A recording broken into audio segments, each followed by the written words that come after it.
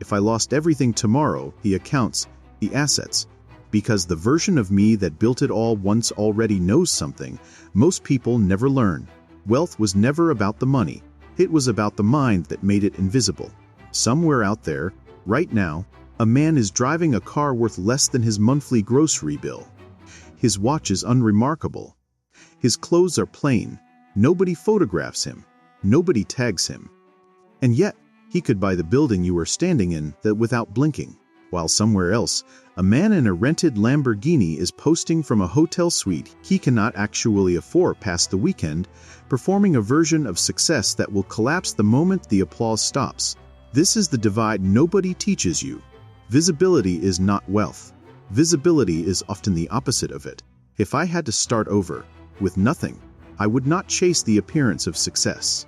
I would rebuild in the dark, quietly, patiently, almost invisibly, because real wealth does not announce itself. It moves like water beneath the surface, shaping everything, seen by no one. Let me show you exactly how I would do it. Every habit, every quiet decision, the full blueprint, the one nobody puts in a highlight reel, because it does not photograph well. It just works. The first habit would disappear before I would arrive. The first thing most broke minds do when they get a little money is spend it on being seen.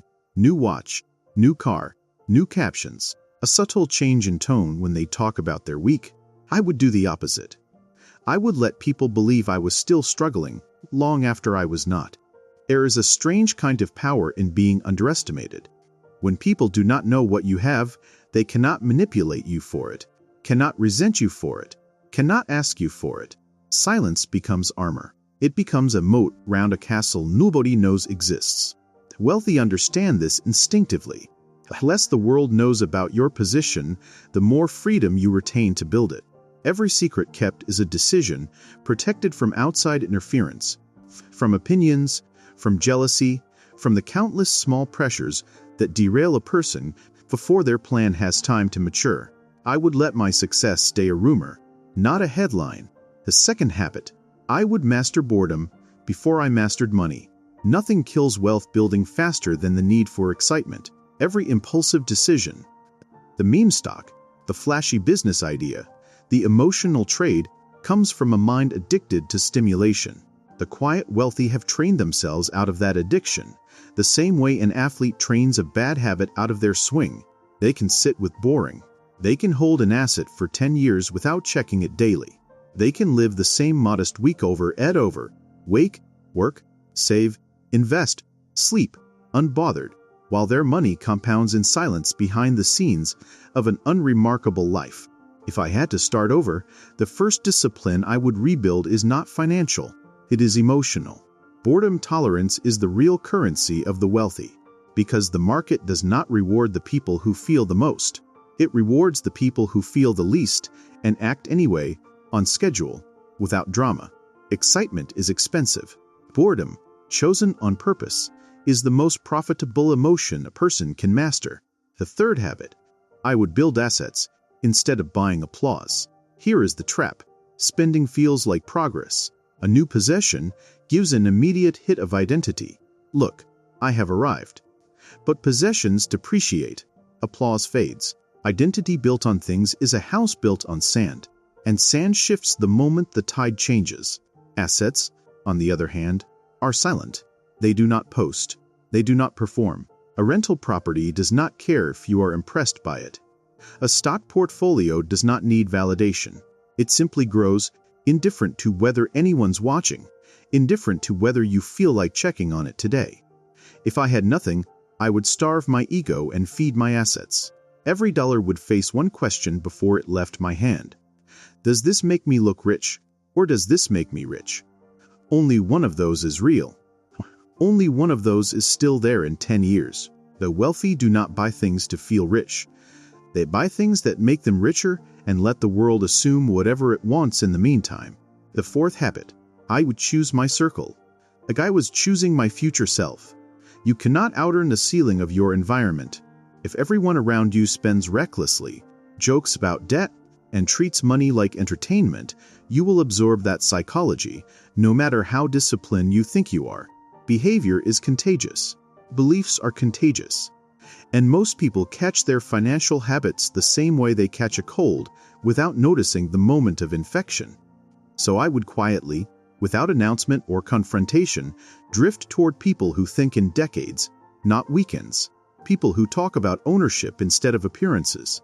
People whose calm around money reveals they have already solved the emotional problem most people never even identify.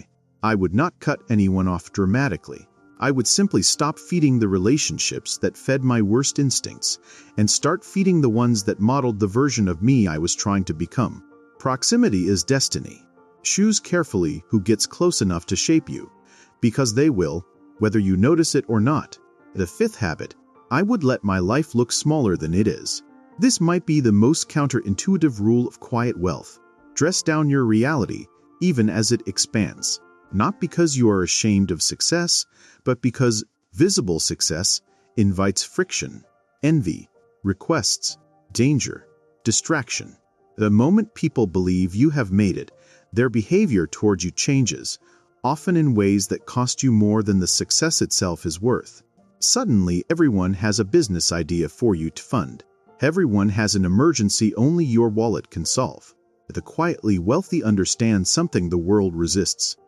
Influence without exposure is safer than status with a spotlight. I would let my car stay ordinary, my home stay understated, my words stay measured. Let the results speak in numbers only. I can see bank statements, not backdrops. Let the world keep guessing, because the moment you need people to know what you have already handed them power over how you feel about what you have. The sixth habit. I would treat time like the only currency that actually matters. Money can be rebuilt. Time cannot. If I had to start from nothing, I would obsess less over how fast I could get rich and more over what I was becoming while getting there.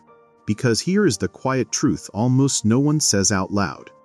The version of you that builds wealth slowly, through discipline and patience, becomes someone entirely different than the version who gets rich quickly through luck or noise. One version can keep it, held on it.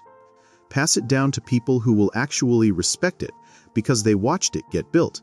The other version usually loses it just as fast as it came because the character required to hold wealth was never developed in the getting of it. I would let time do what impatience never could. Compound not just my money, but my character. Let both grow on the same quiet timeline so that by the time the number is large, the person holding it is ready for it. The seventh habit. I would learn to say no without explaining myself. Every wasted dollar starts as a wasted yes. Yes to the dinner you could not afford. Yes to the trip that went on a card. Yes to the favor, the loan, the investment in someone else's chaos. Most people go broke one polite yes at a time because they were never taught that no is a complete sentence. If I had to start over, I would practice the discomfort of disappointing people early, on small things, so that by the time real money was on the line, I could protect it without guilt, without a paragraph of justification, without needing anyone's permission to keep what was mine. Boundaries are the quiet architecture behind every fortune that lasts. Nobody sees them. Everyone benefits from them. The eighth habit. I would guard my peace, like it was the real fortune. This is the truth hiding beneath everything else. The ultra-wealthy, the quiet ones, the real ones, do not chase money for the things it buys. They chase it for the silence it creates, the absence of panic, the freedom from asking permission, the ability to close a door and mean it. If I had to start over with nothing, my true north would not be the number in an account. It would be the calm in my chest when I looked at that number. Win or lose, because a person who is calm without money will use money wisely, and a person who is anxious without money will misuse money desperately, no matter how much of it arrives.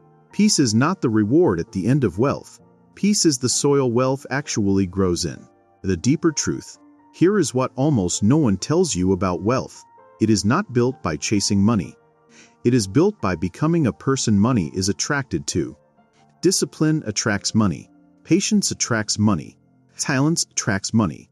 Emotional control attracts money. The world is loud with people performing wealth they do not have, using debt as a costume, using followers as a currency, using noise to hide the void where security should be. But real wealth walks past all of it, unnoticed, unbothered, untouched by the need to convince anyone of anything. If I lost everything tomorrow, I would not grieve the money. I would simply return to the habits that built it the first time quietly, invisibly, without applause, because the habits were never gone. Only the numbers were. The money was never the wealth. The mind was. The close. If this resonated with something quiet inside you, a part of you that is tired of performing and ready to start building, then do not let this be another video you watch and forget. Save it. Return to it when the noise of the world tempts you to chase visibility instead of value. And if you want more of this, the psychology behind quiet wealth, behind invisible power, behind the minds that build in silence while the world watches the wrong people, subscribe. Because the ones who understand this early are the ones who never have to prove it later.